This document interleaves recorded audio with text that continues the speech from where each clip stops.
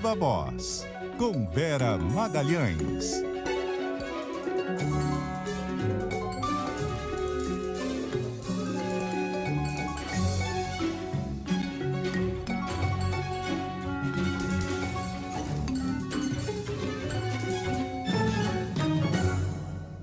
E aí, Vera? Boa tarde, Sardenberg. Boa tarde, Cássia, todos os nossos ouvintes e também quem nos assiste. A Vera lá de agasalhada, Nova York, né, Vera? Tá em Nova York. Boa tarde, Vera. Boa tarde, gente. Tá frio, chuva e vento aqui em Nova York. Ó, pior que isso, só com neve, né? Neve, barro graças a Deus não tem neve. na calçada, chuva, ixi, aí danoso. Mas eu Tá tava... aquele vento de virar o guarda-chuva do avesso, assim, Sardenberg. Exatamente. Mas vamos embora. E eu tava perguntando aqui qual é o tema da Vera, me disseram que a Vera vai falar sobre o Lula falando groselha. O Lula Sardenberg, o ex-presidente Lula saiu daquela zona de conforto em que ele estava, de falar em ambientes muito controlados e evitar muita exposição. Ele vinha fazendo isso desde que o seu nome emergiu como o favorito nas pesquisas de intenções de voto.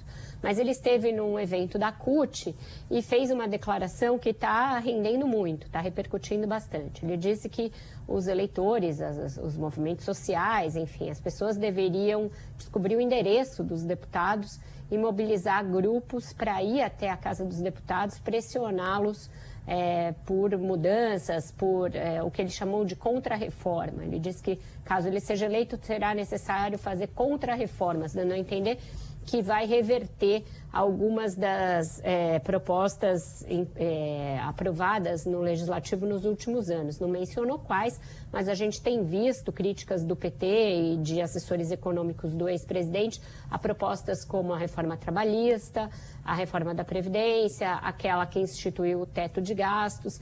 Então, ao se referir ao Congresso, ele disse, olha, a gente sabe que fazer um movimento na frente do Congresso não rende nada, porque os parlamentares ficam blindados dentro do plenário, nem sabem o que está acontecendo lá fora, que então deveria ir na Casa dos Deputados. Isso aí foi um prato cheio para os bolsonaristas. O primeiro que veio a público foi o Carlos Bolsonaro.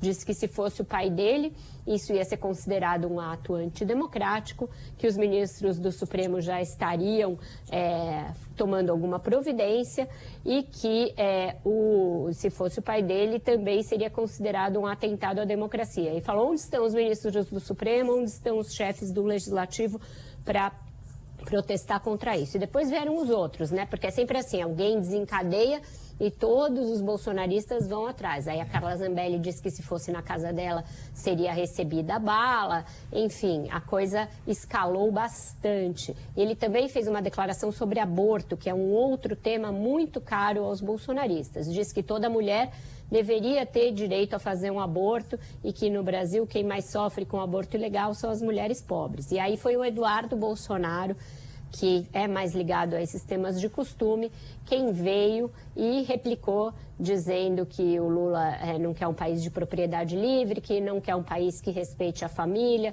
etc. Então é isso, a coisa está bem polarizada, a gente já falou dessa polarização ontem, escrevi a respeito dela hoje, e tende a ser assim, os dois lados medindo forças e polarizando o debate entre si. Agora, o direito ao aborto é um tema que está no mundo inteiro, né?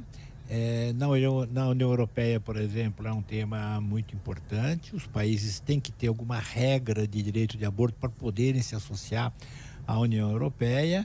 E é verdade que o aborto ilegal atinge as mulheres mais pobres. Isso realmente, aí ele não disse nenhuma bobagem, né? Não disse, mas é porque isso é um tema tabu em todas as eleições no Brasil. A gente ainda não conseguiu cruzar o Rubicão em que esse tema deixa de ser um tabu. Eu me lembro que em 2010 a Dilma Rousseff teve de fazer várias declarações a esse respeito, dizendo que não iria flexibilizar a legislação de aborto caso fosse eleita, dizendo que ela era católica, dizendo que ela não era a favor do aborto. E agora, com a aprovação de leis mais flexíveis na Argentina e na Colômbia, os bolsonaristas voltaram muito fortemente à carga nesse tema, acusando esses países de estarem contra a família e dizendo que se o PT for eleito, o mesmo vai acontecer no Brasil. Pesquisas de opinião aqui mostram ainda uma resistência muito grande à ampliação dos casos de aborto legal para além do que a nossa Constituição já permite. E, por exemplo, quando o Supremo teve de votar o aborto de anencéfalos, foi uma confusão, isso sendo aborto de anencéfalos. Portanto, é um tema que não deixou de ser tabu no Brasil e que é explorado por essa direita aí, neoconservadora do bolsonarismo de uma maneira muito estridente.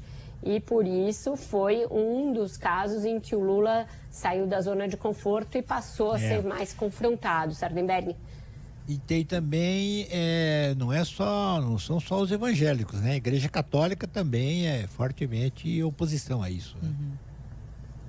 Também, todos os cristãos, e isso é um tabu que a esquerda ainda não sabe como lidar direito. A gente tem aí nos últimos dias algo que também falamos aqui na semana passada, com a saída do Moro da disputa, esses votos estão desaguando no Bolsonaro. As pesquisas mais recentes aí mostram um novo crescimento do presidente. Ele já tinha crescido um pouquinho, teve um novo crescimento. Então, isso reflete naquilo que eu estava falando aqui ontem. Vai ficando mais difícil uma terceira via entrar no meio desse debate e o Lula e o Bolsonaro tendem a catalisar todas as atenções e a também destinar um ao outro as provocações, as críticas, etc.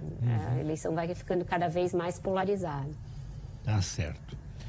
E a outra declaração lamentável do Lula foi aquela de dizer que no Brasil resolveria a guerra da Ucrânia numa mesa de bar, né? Pois é, nesse capítulo também é um que nem ele e nem o presidente têm sido nada felizes, né?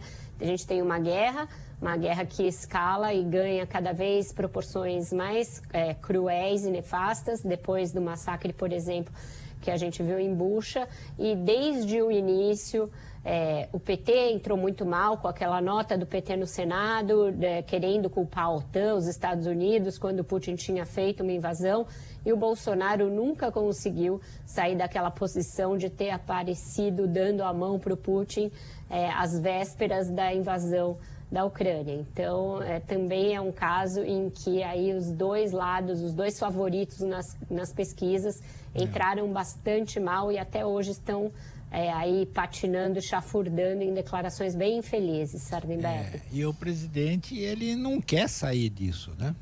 Ele tem não reiteradas declarações que o Brasil precisa da Rússia e tal, e nenhuma palavra sobre o genocídio, né? Nenhuma palavra, e a gente, todo o caso lá, os fertilizantes ganharam uma aura de assunto número 1 do país, sendo que a gente está vendo um massacre humanitário. E nenhuma palavra também sobre o fato de que esse suprimento de fertilizantes com a guerra e com as sanções virou nada, né?